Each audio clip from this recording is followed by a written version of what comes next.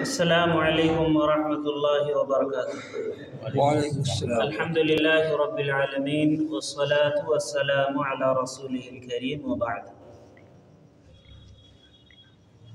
آج کے درس میں انشاءاللہ قیام کی حالت میں دونوں ہاتھ کس طرح سے باندھیں گے اور رکوع کی حالت میں ہم کس طرح سے کیا چیز رکھیں گے، ہاتھوں کو، پیروں کو، پیٹھ کو، سر کو کیسے کیسے ہم رکھیں گے، رکوع کی پوری کیفیت کیا ہوگی، انشاءاللہ اسے بیان کیا جائے گا۔ سب سے پہلے بات دونوں ہاتھوں کے باندھنے کی ہے۔ رفع الیدین کرنے کے بعد آپ ان دونوں ہاتھوں کو اس پر رکھیں، چاہے اور آگے رکھیں یا ادھر تک رکھ لیں، جیسا کہ ابھی کچھ دنوں پہلے ڈاکٹر عبید الرحمن حفظہ اللہ نے سمجھایا تھا عملی طور پہ کہ اس کو یہاں تک رکھ سکتے ہیں، ایسے کوئی بھی نہ پکڑے، یہ طریقہ غلط ہوگا۔ اس کو آخری حد یہی ہے، اور یہاں بھی رکھ سکتے ہیں۔ اب یہ دونوں، یہ اوپر والا ہاتھ کو آپ اس طرح اوپر رکھیں یا ایسے پکڑیں، یہ بھی صحیح ہے۔ اس کو آپ اوپر یہاں پر رکھ لیں یا ناف کے اوپر تک رکھ لیں، صحیح ہے۔ دونوں طرح کی روایات موجود ہیں، یہ طریقہ بھی اور یہ بھی، دونوں طرح سے صحیح ہے۔ اب آگے رکوع کی بات آتی ہے۔ رکوع میں ہمیں چاہیے کہ ہم اپنے ان دونوں پنجوں سے دونوں گھٹنوں کو پکڑیں، اس پر اپنا وزن ڈالیں اور اسے پکڑیں۔ اللہ کے نبی صلی اللہ علیہ وسلم کے بارے میں صحابی کہتے ہیں کہ آپ کی انگلیاں اس طرح پھیلی ہوئی ہوتی کہ گویا آپ اپنے گھٹنے کو پکڑے ہوئے ہیں۔ ابھی انشاءاللہ عملی طور پہ رکوع کر کے دکھاؤں گا۔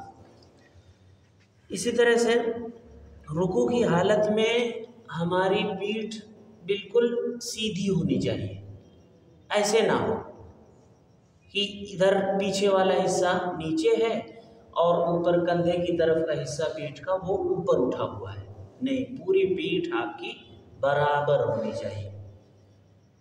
آپ کا یہ سر بھی پیٹھ کے برابر ہونا چاہیے، کہ پیٹھ یہ ہے تو سر آپ کا نیچے نہ ہو اور یہ سر آپ کا اوپر بھی نہ ہو، بالکل پیٹھ کے برابر رکھنے کی کوشش کریں، یہی سنت طریقہ ہے۔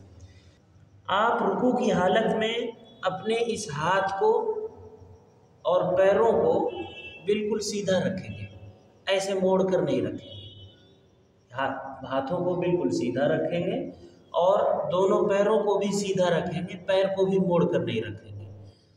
اب میں عملی طور پر اس کو میں کر کے دکھاتا ہوں، آپ لوگ اسے دیکھیے۔ جب رکوع کریں گے تب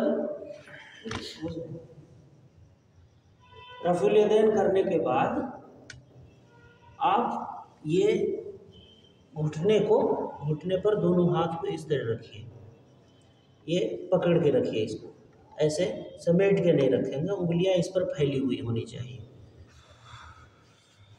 اس کے بعد یہ پیٹھ آپ کی ایسے نہیں ہونی چاہیے جیسے ابھی میں کیے ہوئے ہوں، بلکہ یہ پیٹھ آپ کی پوری سیدھی ہونی چاہیے، اور یہ سر بھی اس طرح سے نیچے نہ ہو، ایسے اوپر طرف اٹھا ہوا بھی نہ ہو، بلکہ برابر ہونی چاہیے پیٹھ کے۔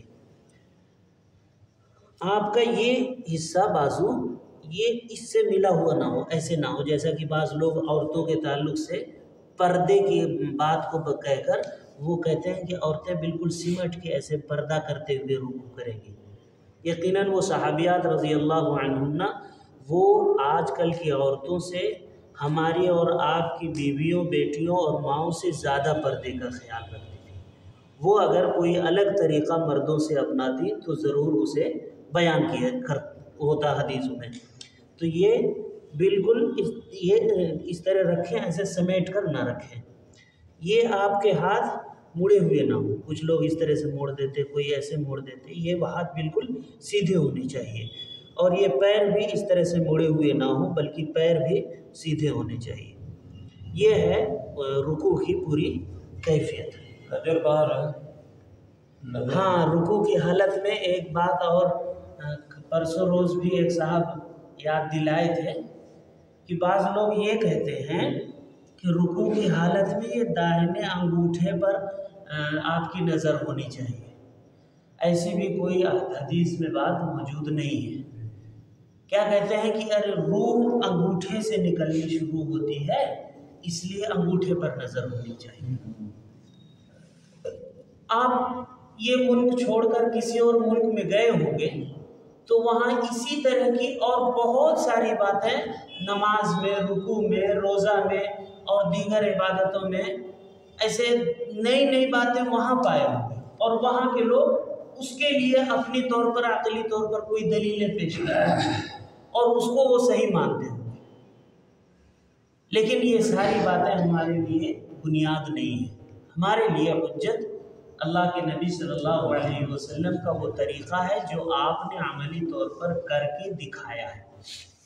تو آپ صلی اللہ علیہ وسلم سے انگوٹھے پر نگاہ ہونے والی بات کہیں موجود نہیں ہے، اس لیے انگوٹھے کو نہیں دیکھنا، آپ کی رکوع کی حالت میں بھی نگاہ سجدے والی جگہ پر ہونی چاہیے۔ اللہ تعالی ہم سبھی کو ہماری نمازوں میں اصلاح کرنے کی توفیق دے۔ آمین۔